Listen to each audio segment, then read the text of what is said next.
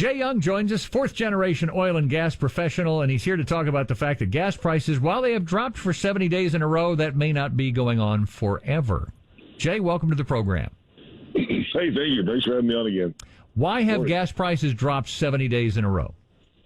Yeah, good question. Well, I mean, we're seeing, as we've talked about before, everything's about supply and demand, right? If we have enough supply and the supply's up and our demand's going down, then all of a sudden you'll see that prices are going down. And that's what we've seen here lately is we've had a good supply, but our demand is coming down, and that's what's happened. But I don't believe it's going to happen very much longer because we have obviously a lot of different things that are going on in the world that are going to see that. We had, inflationary periods. As soon as it hit $5, I think people made a big difference, and they said, hey, you know what? I don't really like this $5 gas. We may not have to go as far on this vacation as we need to, and I don't believe that's something that, people want to do is to pay $5. So they quit driving.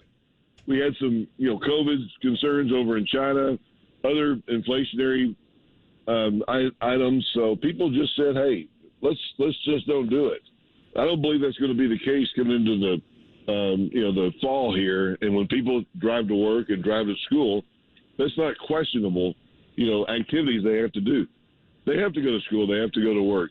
And so, our supply is still not where it needs to be. We're not drilling for oil and gas in the United States like we need to, like we should.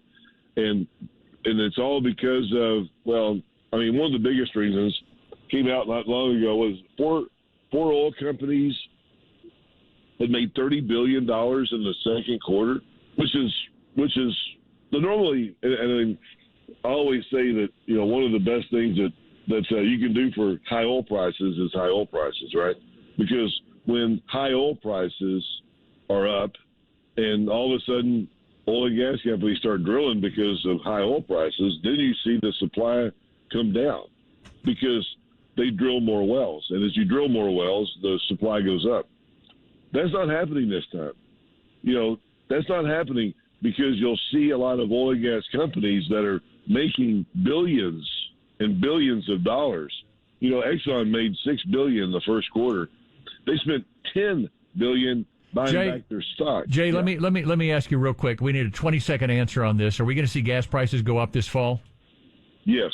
Okay. Supply is not there. You're going to see $150 oil. You're going to see extraordinary things happen in the industry because our supply is not there, and that's everything that goes off of gasoline is obviously with oil prices. And we don't have the supply there that we need to. We ever going to get back to $2 a gallon, maybe $2.50?